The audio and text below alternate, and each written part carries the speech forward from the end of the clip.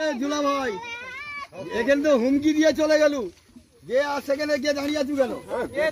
তুই তো বললি আমি একলা নিয়ে আসবো। এইরকম পদ্ধতি আমি কখন মাল নিয়ে চলে এসেছি? ওনারা সেখান দিয়ে আনবে বলে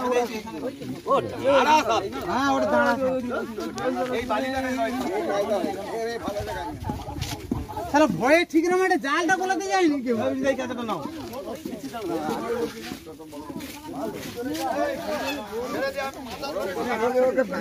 নিয়ে যাবে তারা দিয়ে আনতো মোটা মেরে দো না আমার দোয়া হবে না তো আমরা ডাঙা দাঁড়িয়ে দাঁড়িয়ে নিয়ে যাবে ওরা ধরে নেবে আরে ও যখন সারাসি এখানে মারে রে পাইটা পোল হয়ে যাচ্ছে হালকা আনা রিস্ক হয়ে যেত দাঁড়া বাবাই দাঁড়া এই বাচ্চাগুলো সরাও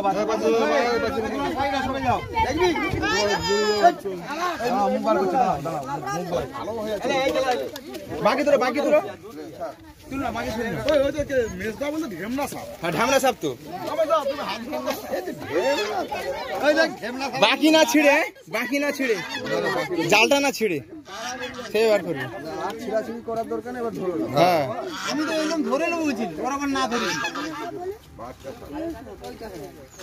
আরে সরো তোমরা সরে যাও সরে যাও কি আছে একা বেরোবে দাঁড়াও তাকে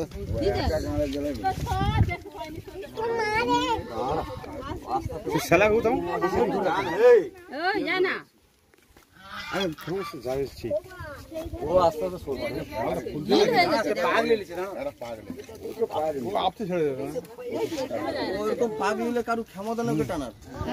আমরা একবার দেখি মাটির গর্তে ঢুকে গেছে মুখটা ধরো না না না টানিলো এই দাঁড়া মুখটা ধরনি এই দাই কি হচ্ছে খালি আও করে করে বলে না তো মুখ ধরা করে না তারা ওনাকে দৌড়ি কা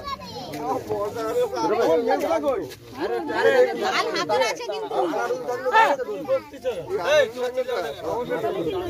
আনন্দ ভাই তো ফোনটা করো না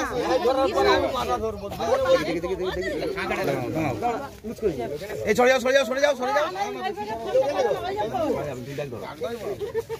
মেরা এ পতো কে পুড়িয়ে যা ফসকা করলে যা লাগবে রে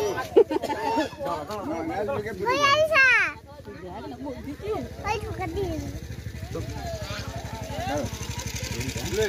দুটেন দাও সব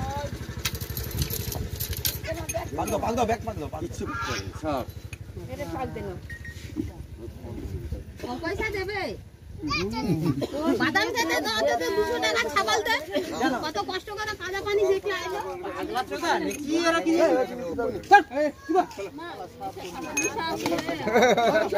খাওনি গো কি হবে না খাওনি কি হবে এখন ভাজা করে খেলো আরে ছেড়ে কি চিড়াতে কি হয়ে যাবে মরে যাবো ওই মরে যাওয়ার কথা বলেছি না না দিও তো